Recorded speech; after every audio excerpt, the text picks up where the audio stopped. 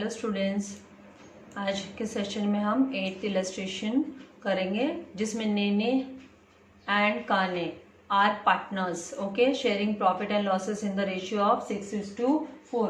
आपको चाहिए तो आप इसका और रिड्यूस फॉर्म कर सकते हो, अदरवाइज इसको 6/10 एंड 4/10 करके भी हम ले सकते हैं, प्रॉफिट या लॉस जो भी है डिस्ट्रीब्यूट करने के लिए, ठीक है। Then from the following trial balance adjustments are given below. हमें क्या प्रिपेयर करने बोला है, मतलब एसेंशियल है यहाँ पे कंपल्सरीली, बाकी तो work as a working note आप भले करो, लेकिन यहाँ पे trading account, profit and loss account and balance sheet compulsorily बनाना जरूरी है। अभी ट्रायल बैलेंस में दिया है 31 मार्च 2019 की ट्रायल बैलेंस है। कैपिटल दिया है, नेने एंड काने का अमाउंट दिया हुआ है 15 लाख एंड 10 लाख। तो ये कहाँ पे जाएगा, लायबिलिटीज में जाएगा। देन सन्ड्री डेटर्स हम 4,50,000 एसेट्स में, देन सन्ड्री क्रेडिटर्स वो भी जाएगा लायबिलिटीज में। तो ये सारे बैलेंस शीट के आइटम्स है, ठीक है। कैपिटल का मैं सेपरेट नहीं बनाते हैं क्योंकि इसमें ज्यादा एडजस्टमेंट है नहीं। देन रेंट दिया हुआ है और ब्रैकेट में दिया है 10 मंथ्स। इसका मतलब रेंट हमको तो फुल ईयर का लेना होता है, राइट। ये जो फाइनल अकाउंट होता है वो फुल ईयर का फाइनल अकाउंट होता है। तो 10 मंथ्स दिया है तो मतलब हमको 2 मोर मंथ्स का इसमें आना चाहिए, तो वो आउटस्टैंडिंग रेंट है, राइट। ये डेबिट में अमाउंट दिया मतलब हमको पेमेंट करना है, तो आउटस्टैंडिंग रेंट करके हम 2 मंथ्स का निकालेंगे। लेकिन कैसे निकालेंगे, 10,000/10 करेंगे तो 1,000 रुपीज आएगा पर मंथ का, तो 2 मंथ्स का 2,000 हो गया, तो ऐड करना पड़ेगा मोर 2,000 इन दिस 10,000। तो इस तरीके से। और इसका दूसरा जो आउटस्टैंडिंग, ये सेल्फ एक्सप्लेनेटरी एडजस्टमेंट है ना, जो खुद से ही एक्सप्लेन कर रहा है कि हाँ मैं एडिशनल इन्फॉर्मेशन हो, राइट। तो इसका दूसरा इफेक्ट जो 2,000 का है वो कहाँ पे आएगा, आउटस्टैंडिंग रेंट करके लायबिलिटीज के अंडर में शो करेंगे। नेक्स्ट दिया है स्टॉक ये ओपनिंग स्टॉक होता है कभी भी ट्रायल बैलेंस में। देन उसके बाद में दिया है प्रीमाइसेस, आपको ये आएगा एसेट्स में। स्टॉक हम कहाँ पे लेंगे, opening stock trading account credit side, rent हम पीडी profit and loss account debit side, ठीक है, इस तरीके से। देन प्रीमाइसेस एसेट्स में लेंगे, सैलरीज हम पीडी में लेंगे। देन डिस्काउंट में ना आपको डेबिट में भी अमाउंट दिया है, क्रेडिट में भी अमाउंट दिया है, और डिस्काउंट है ना पीडी, ये डिस्काउंट है ना प्रॉफिट एंड लॉस का आइटम होता है। तो प्रॉफिट एंड लॉस अकाउंट में डेबिट साइड में तो जाएगा 800, ओके, एंड क्रेडिट साइड में बाय डिस्काउंट करके जाएगा 950 रुपीज। तो इस तरीके से डिस्काउंट को लेंगे। देन दिया है मोटर व्हीकल 3,70,000, ये जाएगा एसेट्स में। देन सेल्स जाएगा आपका TC trading account credit side में। देन परचेसेस जाएगा आपका 6,40,500 टीडी में जाएगा। देन वेजेस ये भी टीडी में जाएगा। देन नेक्स्ट आइटम आपको दिया है ऑफिस एक्सपेंस, तो ऑफिस एक्सपेंसेस को आप पीडी में दिखाओगे, ऑफिस एक्सपेंस है, ऑफिस रिलेटेड आइटम हो गए। नेक्स्ट आपको दिया बैंक ओडी, तो बैंक ओडी आपका क्रेडिट साइड, मतलब क्रेडिट में अमाउंट दिया है तो ये लायबिलिटीज का आइटम है, तो लायबिलिटीज के अंडर में जाएगा। देन रिटर्न्स दिया है, तो रिटर्न्स में कभी भी मैंने बोला है जो डेबिट में अमाउंट होता है वो आपका सेल्स रिटर्न होता है, मतलब वैसे भी हम क्रॉस में लेके जाते हैं इसको, क्रॉस में, तो क्रेडिट साइड में लेके जाके इसको माइनस करेंगे एंड 3,500 को डेबिट साइड में लाएंगे टीडी इसके ट्रेडिंग अकाउंट के, दैट मीन्स परचेसेस में से माइनस होगा। तो कभी भी आपको रिटर्न्स ओनली लिखा आता है तो आप देखो डेबिट का जो अमाउंट होता है वो आपका सेल्स रिटर्न होता है और क्रेडिट का जो अमाउंट होता है वो आपका परचेस रिटर्न होता है, तो इस तरीके से आप लोगे। देन नेक्स्ट आपको दिया है प्रोविडेंट फंड इन्वेस्टमेंट, मैंने इसके बारे में आपको पहले भी सब में बात की है कि यहाँ पे प्रोविडेंट फंड इन्वेस्टमेंट होता है, ये है ना एसेट्स होता है, ठीक है। देन नेक्स्ट दिया है हमको कैश इन हैंड, तो कैश इन हैंड है ये भी एसेट्स के आइटम है, इसको भी एसेट्स के अंडर में लिखेंगे। नेक्स्ट आपको दिया प्रोविडेंट फंड कॉन्ट्रीब्यूशन, ये एक्सपेंसेस है, ये 1 लाख का क्या है एक्सपेंसेस है, इसको हम लोग पीडी के अंडर में दिखाएंगे। प्रोविडेंट फंड कंट्रीब्यूशन, देखिए यहाँ पे आपको है ना पीएफ को लेके कंफ्यूज नहीं होना है। जब आपको पीएफआई आता है that means provident fund investment, तो आप एसेट्स में दोगे। जब आपको पीएफसी आता है that is provident fund contribution, तो उसको आप पीडी में दिखाओगे। एंड जब आपको ओनली पीएफ लिखा हुआ आता है तो आपके लायबिलिटीज के अंडर में आना चाहिए। और ये देखिए क्रेडिट में इसका अमाउंट भी दिया हुआ है, तो इस तरीके से इसका एडजस्टमेंट होता है। इसके बाद में एक इंटरेस्ट वाली भी आने वाली है, मैं आपको बताती हूँ उसका क्या करना है। नाउ कैश एट बैंक है, ये कहाँ पे जाएगा, एसेट्स में जाएगा कैश एट बैंक। एंड यहाँ पे देखिए आप, मैंने इससे पहले भी सब में मैंने लेक्चर में बताया था कि जब इंटरेस्ट ऑन पीएफ इन्वेस्टमेंट आता है तो आपको इसको लेके कंफ्यूज नहीं होना है। ये इंटरेस्ट ऑन पीएफ इन्वेस्टमेंट आप PFI के अंडर में मत ऐड करना, इसको कोई भी कंडीशन में वहां पे ऐड नहीं होना चाहिए, क्योंकि ये है ना कोई फर्म की इनकम नहीं है ये, ओके, ये फर्म की इनकम नहीं है। इसको आपको किसके अंडर में ऐड करना है, इसको प्रोविडेंट फंड में ऐड करना है, ना कि आपको प्रोविडेंट फंड इन्वेस्टमेंट में। और वैसे भी देखिए यहाँ पे अमाउंट भी आपको क्रेडिट में दिया है, तो आपको खाली ये इन्वेस्टमेंट वर्ड के नाम से कंफ्यूज नहीं होना है। तो PFI, इंटरेस्ट ऑन PFI, जब IPFI आता है तो IPFI आपको PF में ऐड करना है, याद रखिएगा PF में ऐड करना है, जो लायबिलिटीज के अंडर में होता है। फिर नेक्स्ट आपका है ड्राइंग्स, तो ड्राइंग्स आपका माइनस करते हैं हम कैपिटल्स में से, तो नेने एंड काने के उसमें से हम लोग डिडक्ट करेंगे, ओके। फिर उसके बाद में आता है आपका बेड डेप्ट, तो फॉर्मेट बनाएंगे तो उसमें ओल्ड बेड डेप्ट जो ट्रायल बैलेंस में होता है वो ओल्ड बेड डेप्ट होता है वो लिखेंगे, और फिर RDD है ये आपका क्रेडिट में दिया हुआ है, ये आपका माइनस होगा। किसमें से बेड डेप्ट का फॉर्मेट हम रेडी करेंगे, देखते हैं कि आगे न्यू बेड डेप्ट या कुछ न्यू RDD वगैरह है तो लेट्स सी। अभी आते हैं हम एडजस्टमेंट पे। एडजस्टमेंट में पहला हमको क्लोजिंग स्टॉक दिया है, इसके दो इफेक्ट होंगे, एक तो TC में जाएगा और दूसरा एसेट्स में जाएगा। देन नेक्स्ट आपको दिया आउटस्टैंडिंग वेजेस, तो वेजेस में जाके ऐड करो तो एक टिक मार्क आपको वेजेस को दे देना है, ताकि एक लाइन लीव करो, इनर कॉलम में लिखो। एंड सैलरीज में ऐड करना है, तो ये सैलरी में एक लाइन लीव करो, टिक मार्क रखो, तो लाइन लीव कर दोगे आप। और आउटस्टैंडिंग एक्सपेंसेस ये आपको है ना लायबिलिटीज के अंडर में सेकंड इफेक्ट इन दोनों अमाउंट का दिखाना है। देन नेक्स्ट आता है depreciate motor vehicle at the rate of 5%, तो आपको है ना पहले मोटर व्हीकल में से 5% डेप्रिशिएट करके नेट अमाउंट लिखना है बाहर मोटर कार का, मोटर व्हीकल का, एंड इसका सेकंड इफेक्ट डेप्रिसिएशन का आपको PD में दिखाना है। देन नेक्स्ट आपका आता है right of bed debts of ₹5,000, ये देखिए आपका न्यू बेड डेप्ट्स आ गया, तो पहले आपको डेटर्स में से बेड डेप्ट माइनस करना है 5,000 का, और उसके बाद में आपको RDD उस पर कैलकुलेट करना है। फिर इनका सेकेंड इफेक्ट आपको बेड डेप्ट्स का जो फॉर्मेट हम बनाते हैं PD के अंडर में उसमें दिखाना है। तो इस तरीके से आपका ये फोर्थ एडजस्टमेंट होगा, इसीलिए आपको डेटर्स में 3 से 4 लाइन तो आपकी जाने वाली है, तो आप जब भी इनर कॉलम में लिखोगे और 3-4 लाइन लीव कर लोगे जब ट्रायल बैलेंस से कॉपी करोगे अमाउंट्स को। नेक्स्ट आपका आता है काने विड्रू गुड्स विड्रॉ किया काने ने 6,000 का फॉर हिज पर्सनल यूज, उसने पर्सनल यूज के लिए गुड्स लिया, तो इसका एक इफेक्ट तो आएगा आपका TC trading account credit side में, क्योंकि ये स्टॉक कम हो रहा है, ओके। एंड सेकंड इफेक्ट आप करोगे माइनस काने के कैपिटल अकाउंट में से उसका पर्सनल विड्रॉवल आप माइनस करोगे। तो इस तरीके से हमारे एडजस्टमेंट्स कवर अप कर लिए हैं। आइए अब हम सम को सॉल्व करते हैं। मैंने फॉर्मेट रेडी रखा है, तो 1 बाय 1 ट्रायल बैलेंस के सारे आइटम्स फटाफट क्विकली ट्रांसफर कर लेते हैं। तो सबसे पहले देखते हैं, सबसे पहले क्या दिया है, कैपिटल्स दिया है, तो कहाँ पे आएगा, लायबिलिटीज में आएगा, तो यहाँ पे लिखेंगे कैपिटल, और यहाँ पे नाम लिख लेंगे। यहाँ पे पार्टनर्स का नाम हमें क्या दिया है, नेने एंड काने, तो यहाँ पे नेने का कितना कैपिटल दिया है, नेने का कैपिटल दिया है 15 लाख, तो 15 लाख इनर कॉलम में लिख लेते हैं, क्योंकि इस पे एडजस्टमेंट आएंगे, या तो net loss, not net profit, या फिर क्या बोलते हैं ड्राइंग्स के ट्रांजेक्शन हो सकते हैं, राइट। तो केने का 10 लाख इधर लिख लेते हैं, काने हैं केने नहीं, नेने से केने याद आता है, 10 लाख, ओके। उसके बाद में नेक्स्ट हमको क्या दिया हुआ है, यहाँ पे सन्ड्री डेटर्स दिया है, तो उसका क्या करेंगे हम, सन्ड्री डेटर्स है तो हम इसको बैलेंस शीट में एसेट्स के अंडर में लिखेंगे। तो हम लिख लेते हैं 4-5 लाइन छोड़ने के बाद में हमें ना डेटर्स लिख लेती हूँ, क्योंकि यूजुअली ऊपर के जो लाइंस होते हैं वो किसके लिए यूज़ करते हैं, हम फिक्स्ड एसेट्स के लिए यूज़ करते हैं। तो डेटर्स को 4,50,000 को मैं इनर कॉलम में, इसको मैं इनर कॉलम में लिख लेती हूँ 4,50,000, ठीक है। तो इस तरीके से इनर कॉलम में लिख लिया।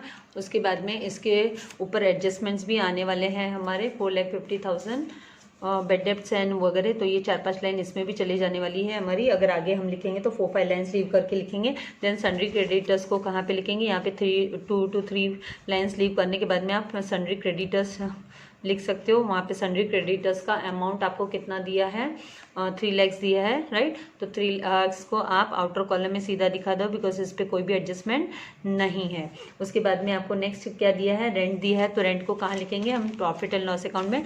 तो ऊपर के अराउंड हम 9 to 10 लाइन्स लीव करने के बाद में यहाँ पे 2 रेंट लिख लेते हैं, और 9 to 10 लीव करने के बाद में 2 रेंट लिख लेते हैं और यहाँ पे रेंट को इनर कॉलम में लिखेंगे 10,000 और ये सेल्फ एक्सप्लेनेटरी एडजस्टमेंट है। कैसे पता चला? 10 मंथ्स बोला है तो ये 10 मंथ है तो 2 मंथ्स मोर ऐड होना चाहिए, तो आउटस्टैंडिंग रेंट हमको ऐड करना है। अभी ये 10 मंथ्स का दिया है तो मतलब आपको जब वर्किंग नोट आप प्रिपेयर करते हो वर्किंग नोट, तो वर्किंग नोट में आप कैसे निकालोगे आउटस्टैंडिंग रेंट? आउटस्टैंडिंग रेंट निकालने का मेथड है आपका ये जो 10,000 दिया है, राइट, 10,000 डिवाइडेड बाय आप कितना करोगे 10 करोगे और मल्टीप्लाई बाय 2 मंथ्स का आपको दिया है, नहीं दिया है, मिसिंग है। तो इस तरीके से जब आप करोगे तो आपको 2,000 रुपीज़ इसका आउटस्टैंडिंग रेंट आ जाएगा। तो ये अब आप कहाँ पे लिखोगे? यहाँ पे 2,000 आप लिख लो पहले से ही, उसके बाद में इसका आउटर कॉलम में भी दिखा दो और इसका सेकेंड इफेक्ट भी आप लायबिलिटीज़ के अंडर में आउटस्टैंडिंग रेंट करके आप दिखा दो। तो यहाँ पे इस तरीके से 2,000 आपका आ गया। उसके बाद में नेक्स्ट आपको दिया है ओपनिंग स्टॉक, तो ओपनिंग स्टॉक को आप 2 ओपनिंग स्टॉक करके ट्रेडिंग अकाउंट में लिख लो। 2 opening stock as per the discussion, 2 opening stock. तो अमाउंट कितना दिया? 5,35,500। इसमें अमाउंट थोड़े से बड़े बड़े हैं, राइट, लैक्स में है।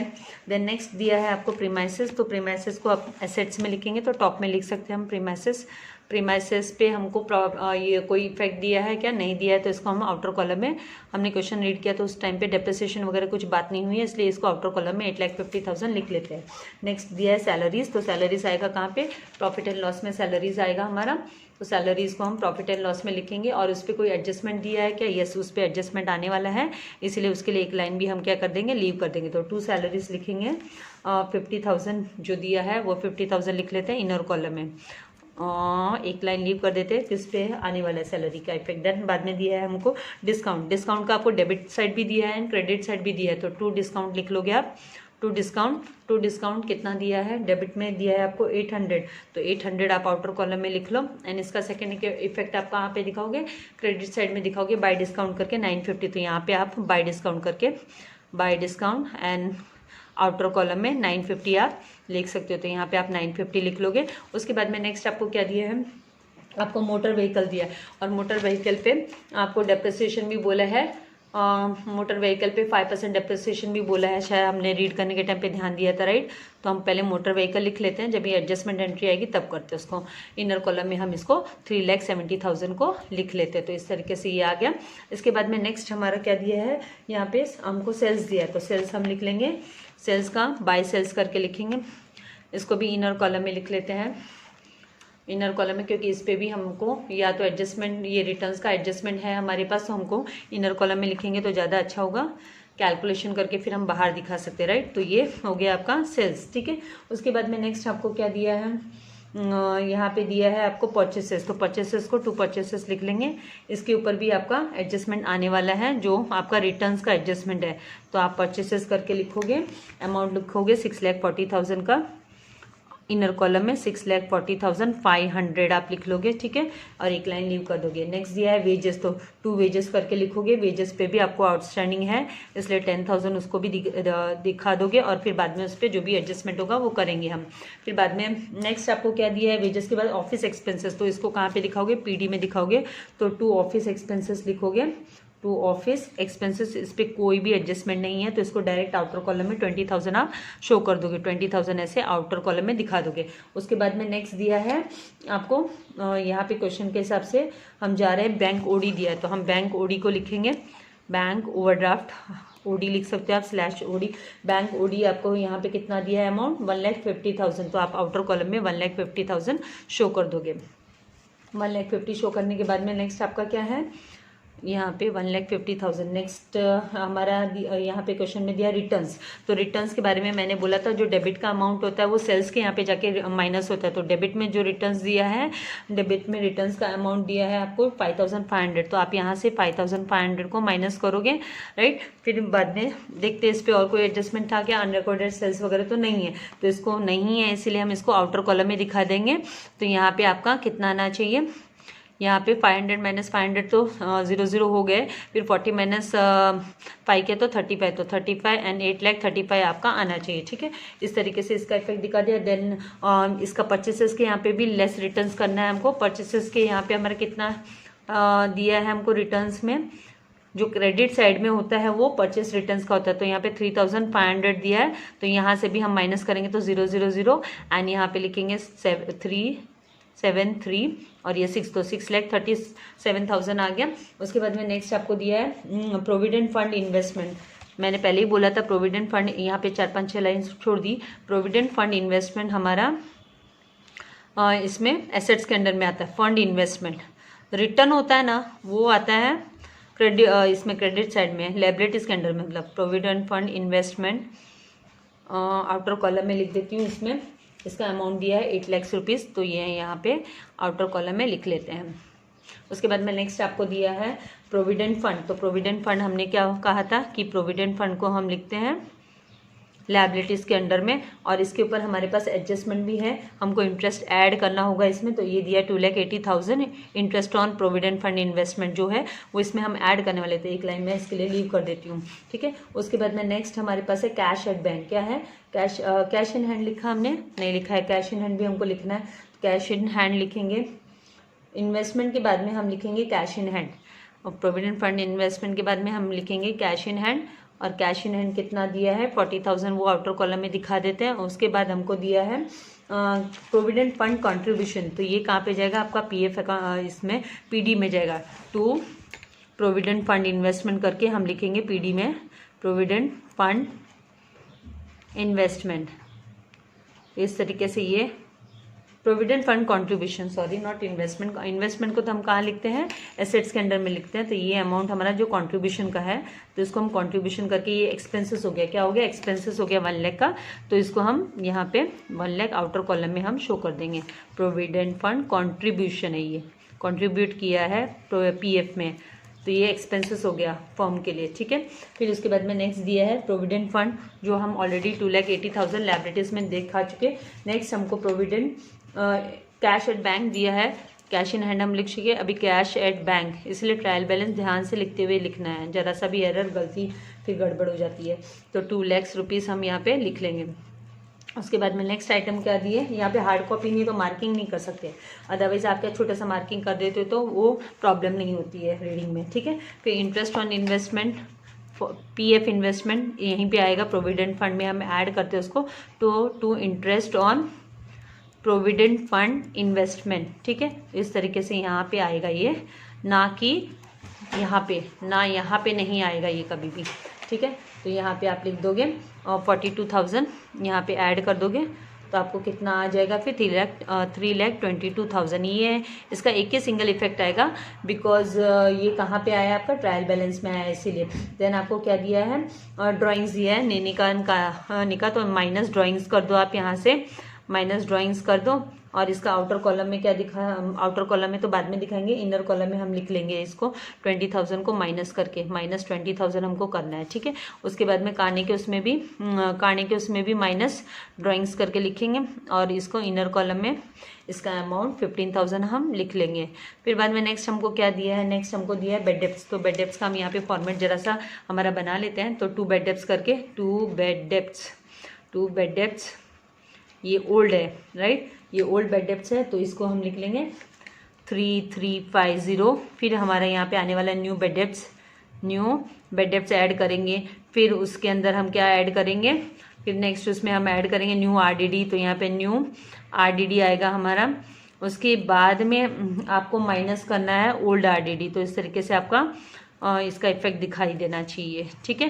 तो ये बाद में हम जो मिलेगा हम एडजस्ट करेंगे। यहाँ पे ओल्ड आरडीडी तो हमको दिया है, तो हम इमीडिएटली 3,700 यहाँ पे माइनस साइन के साथ लिख लेते हैं, इसका मतलब हमको माइनस करना है। ट्रायल बैलेंस के आइटम्स हो गए, अभी आते हैं एडजस्टमेंट पे। तो क्लोजिंग स्टॉक दिया है आपको, तो आप क्या करोगे, यहाँ पे बाय क्लोजिंग स्टॉक लिख लोगे, बाय क्लोजिंग स्टॉक यहाँ पे लिख लोगे। आउटर कॉलम में इसका अमाउंट दिखा दोगे 3,60,000। तो इस तरीके से ये 3,60,000 इधर आ गया। इसका सेकेंड इफेक्ट कहाँ दिखाएंगे, एसेट्स के अंडर में, क्लोजिंग स्टॉक और 3,60,000 इसका आउटर कॉलम में हम अमाउंट दिखा देंगे। उसके बाद में नेक्स्ट हमको क्या दिया है, आउटस्टैंडिंग वेजेस। तो यहाँ पे वेजेस में 3,000 कितना दिया 3,000, तो 3,000 वेजेस में ऐड करेंगे, आउटस्टैंडिंग प्लस आउटस्टैंडिंग वेजेस करके 3,000, तो आउटर कॉलम में गया 13,000। इसका सेकेंड इफेक्ट हमको कहाँ दिखाना है, आउटस्टैंडिंग वेजेस करके हम लायबिलिटीज में इसको शो कर देंगे। यहाँ पे 3,000 आउटर कॉलम में शो कर देंगे।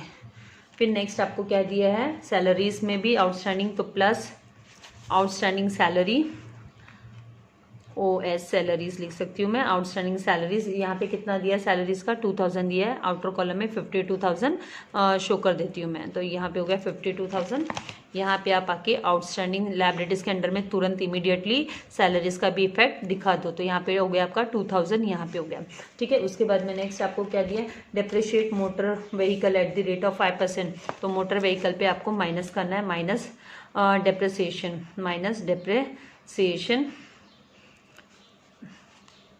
5% का ब्रैकेट में लिख लो। 5% आपको कैलकुलेट करना है। तो कैसे कैलकुलेट करोगे, ये पहला अपना एडजस्टमेंट वर्किंग नोट किया था हमने, अब ये सेकंड डेप्रिसिएशन।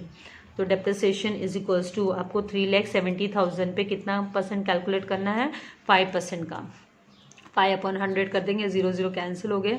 आप जब मल्टीप्लाई करोगे, राइट, तो फिर आपको कितना आना चाहिए, आपको यहाँ पे आप मल्टीप्लाई करोगे तो 5 3 15, 15 एंड 3 18, तो 18,500।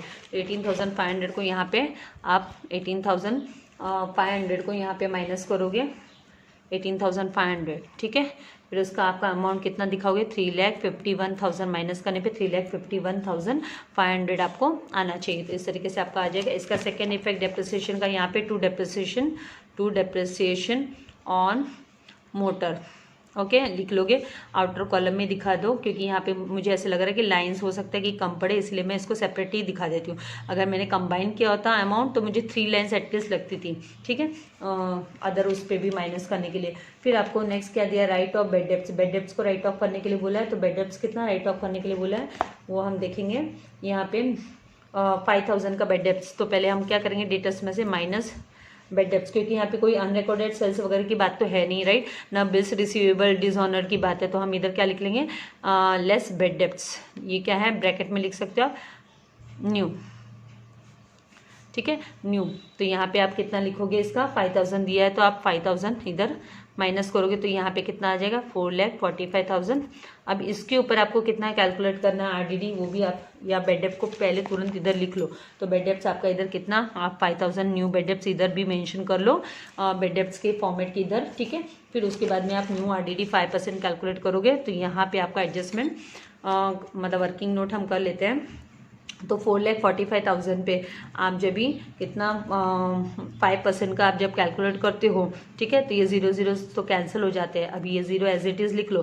5 5 25 का 5 carry over, 2 5 4 20 and 2 22 carry over, 2 5 4 20 20 and 2 22। तो यहाँ से 22,250 आपका न्यू RDD हो गया। क्या हो गया, न्यू RDD, NRDD, ठीक है, न्यू RDD। तो यहाँ पे आप माइनस करोगे, माइनस न्यू RDD, ठीक है। इस तरीके से यहाँ पे आप माइनस करोगे, 5% आप माइनस करोगे तो आपका यहाँ पे 22,000, ये कितना है, 250 हमने कैलकुलेट किया तो 250 आया, राइट। इसको माइनस करोगे तो आपको फिर कितना आएगा, 4,22,750, 4,22,750 आपका इधर आउटर कॉलम में अमाउंट आ जाएगा।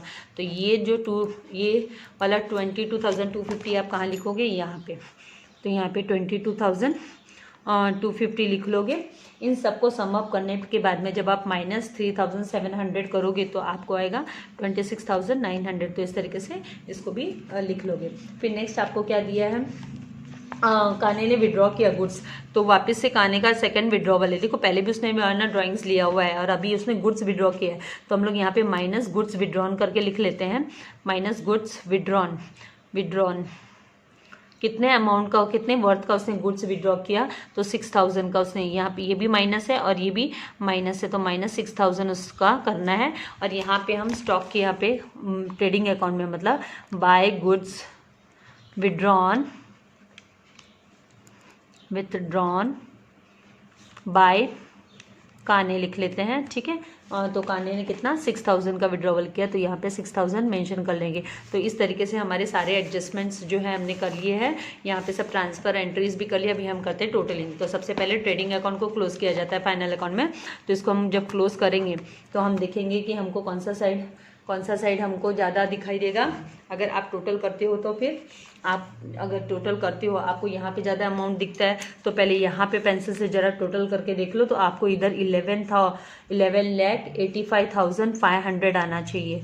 ये इतना होगा, ये 11,85,500 होगा। अब ये साइड का भी टोटल देखो, 8 और 3 तो 11 इधर ही हो जाता है। एंड ये देखो ज़्यादा बन रहा है यहाँ पे, तो यहाँ पे 12 लाख, एक्चुअली यहाँ पे 12,01,000 आ रहा है। ठीक है, क्योंकि मैं कैलकुलेशन ज़्यादा नहीं बताती हूँ टोटल वगैरह, इसका बहुत टाइम चला जाता है बच्चा। आप लोगों को प्रैक्टिस करनी है, राइट। आपको स्मार्ट बनना है, बैठ के ये सब टोटलिंग, माइनस, एडिशन, सब्ट्रैक्शन फट क्विक करने के लिए आपको बैठना है खुद से। सबका अपना अपना वे होता है ये करने का भी, टोटल मारने का सब। हाँ, तो अभी आप 12,01,000 में से जब 11,85,500 माइनस करोगे तो आपको 15,500 आपका ग्रॉस प्रॉफिट आएगा। तो इधर लिखेंगे टू ग्रॉस प्रॉफिट, क्योंकि आपका क्रेडिट बैलेंस हो रहा है। तो टू ग्रॉस प्रॉफिट यहाँ पे कैरी डाउन लिखोगे, और इसको आप क्रॉस में लेके जाके ये जो अमाउंट है 15,500 को यहाँ पे आप प्रॉफिट एंड लॉस अकाउंट में लिखोगे by gross profit brought down. यहाँ पे इसको ट्रांसफर कर दोगे तो इसको हम ब्रॉट डाउन लिखेंगे। क्या लिखेंगे? Brought down. तो ग्रॉस प्रॉफिट ब्रॉट डाउन यहाँ पे कितना लिखेंगे हम? 15,000 यहाँ पे हम लिख देंगे 15,500। तो इस तरीके से ये हमने यहाँ पे लिख लिया। अभी आप यहाँ पे देखोगे आपको यहाँ पे ज़्यादा अमाउंट दिख रहे हैं, राइट। यहाँ पे ज़्यादा अमाउंट दिख रहे हैं, तो आप क्या करोगे? यहाँ पे पहले सब टोटल कर लोगे। क्या करोगे? यहाँ पे सब टोटल, यहाँ का साइड का टोटल करोगे, क्योंकि देखने पे पता चल रहा है, क्योंकि यहाँ पे तो छोटा सा अमाउंट बन के आ रहा है, जहाँ पे 16,450 का यह आ रहा है। देखो आप टोटल करो तो 16,450। अगर आप ये अमाउंट को देखते हो और यहाँ पे देखते हो तो यहाँ पे ज़्यादा है। इन सबको जब आप टोटल करोगे तो यहाँ पे आपको आने वाला है, यहाँ पे आपको आएगा 2,30,200। तो यहाँ पे 2,30,200 लिख दो। एंड सेम इक्वल साइड में भी सेम लाइन में आपको लिखना है। ये आगे पीछे ऊपर नीचे नहीं करना है। ये जब टोटल करोगे तो ऐसे इक्वल लाइन आनी चाहिए, सेम लाइन आनी चाहिए दोनों side, credit and debit. Okay, अब यहाँ पे आप 2,30,200 से 16 जो आपने पेंसिल से टोटल करके रखे वो माइनस करोगे तो आपको यहाँ पे है ना ग्रॉस लॉस आ रहा है, क्योंकि ये डेबिट बैलेंस हो रहा है, डेबिट साइड ज़्यादा हो रहा है। ये हमारा कौन सा साइड है? ये 2 करके लिखते हैं, ये 2 करके लिखते हैं, वो पूरा डेबिट साइड होता है। कौन सा होता है? Debit side. तो डेबिट साइड आपका मोर है, इसका मतलब आपको लॉस हुआ है। और यहाँ पे 2,13,000 आप माइनस करने पे आपको क्या मिलेगा? 2,13,750 मिलेगा।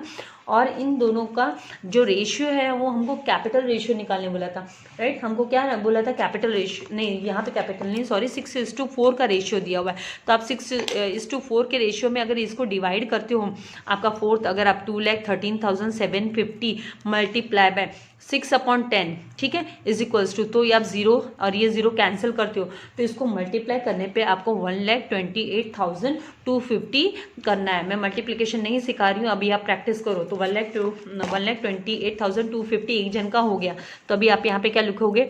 बाय नेट लॉस, ये नेट लॉस हुआ है तो नेट लॉस, ठीक है, transfer, TRFD, transfer to capital accounts. तो यहाँ पे कैपिटल अकाउंट्स। तो अभी आप क्या करोगे? नाम लिखोगे। किसका नाम? नेने का। तो नेने का कितना शेयर है लॉस में? उसको 1,28,250 बेयर करना है लॉस, हाँ, बेयर करना है उसको। और काने का कितना है? तो काने का जब आप माइनस करके या तो निकाल लो या वैसे ही मल्टीप्लाई करके, ये जो ये अमाउंट है इसमें 3 मल्टीप्लाई करो, 4 मल्टीप्लाई करो। 4 मल्टीप्लाई करोगे तो आपको 85,500 आएगा। तो 85,500 इस तरीके से दोनों का प्रॉफिट, ये नेट लॉस है वो हमको माइनस करना है। क्या करना है? उनके कैपिटल से माइनस करना है। तो यहाँ पे हम लिखेंगे माइनस नेट लॉस। क्या लिखेंगे? Minus net loss. तो इसका माइनस नेट लॉस कितना करना है हमको? माइनस 1,28,250। कितना आया? 250। तो हम यहाँ पे लिखेंगे 250। और ये जब पूरा आप टोटल करके माइनस करोगे तो आपको आएगा 13,51,750, ठीक है। इस तरीके से आपका ये अमाउंट आ जाएगा। उसके बाद में हम क्या करेंगे? उसके बाद में काने का भी हम इसी तरीके से निकालेंगे। तो काने का 85, ये जो टोटल है ना 10 लाख में से हम कितना माइनस करेंगे? इसका नेट लॉस भी पहले हमको लिखना है, minus net loss net loss, ये सब माइनस माइनस ही होने वाले हैं 10 लाख में से। तो नेट लॉस इसका है 85,500। आप माइनस करोगे तो फिर बाद में आपको टोटल आएगा आउटर कॉलम में आपका 8,93,500।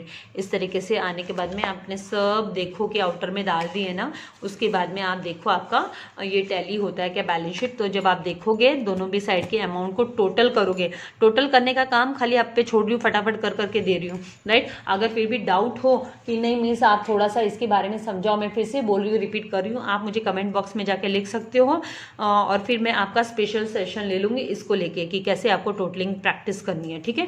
तो 30,24,250 यहाँ पे भी आप जब टोटल करोगे तो आपका 30,24,250 आएगा। तो इस तरीके से आपका ये सम जो इलस्ट्रेशन नंबर 8 है आज हमने सॉल्व कर लिया है। Thank you for watching my video, subscribe it, like it and share it. God bless you all dear children.